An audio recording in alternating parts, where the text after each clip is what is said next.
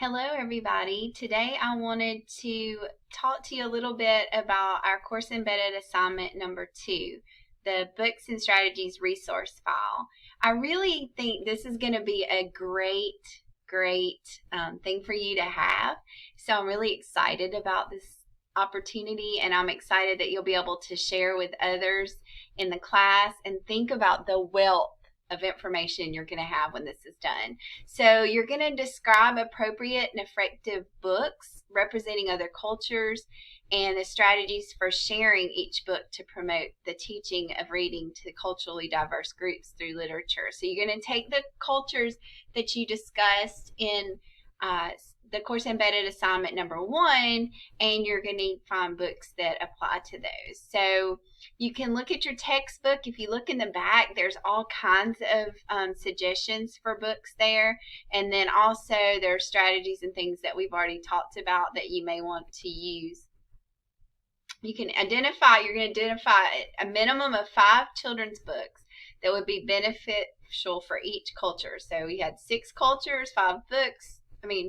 5 books for each culture. That's 30 books. So you're going to write a brief description or summary about each book, just 3 to 5 sentences, just enough for somebody to be able to look at the list and say, oh, this would be good for what I'm talking about. So it doesn't have to be profound. You just want to have that, and you may not even remember in a few weeks what you did. So you're going to present the books in a logical organization. You may do them alphabetically, you may do them by cultural group, by the age of the students if you have different ages. However you want to do that, just make sure that it's a logical, something I can see clearly and understand. Consider how the book can be used. Would it be good for read alouds, for students to read silently, or to read at a station? However that would work, that shouldn't be more than about 1 to 2 sentences. What age or grade would enjoy the book?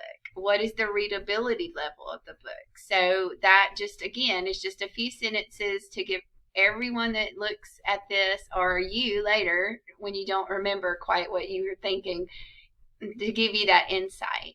I want you to include 2 recommended discussion questions for each book. They don't have to be super, in-depth questions, but this would be really beneficial for you and for others who are considering using that book.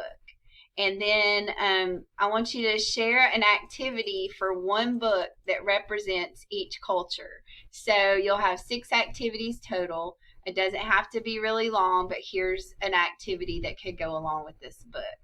I put in here that you'll follow the APA publication manual. I've had a couple of people ask me, do we have to follow everything? So really the main things you just want to have is a title page and a reference page, and then see how APA actually numbers each page and do that. And so you don't have to have headers like at each section exactly right, because I want this to be something that is beneficial to you. So we won't be so particular, but just the basic things like the title page and the reference list.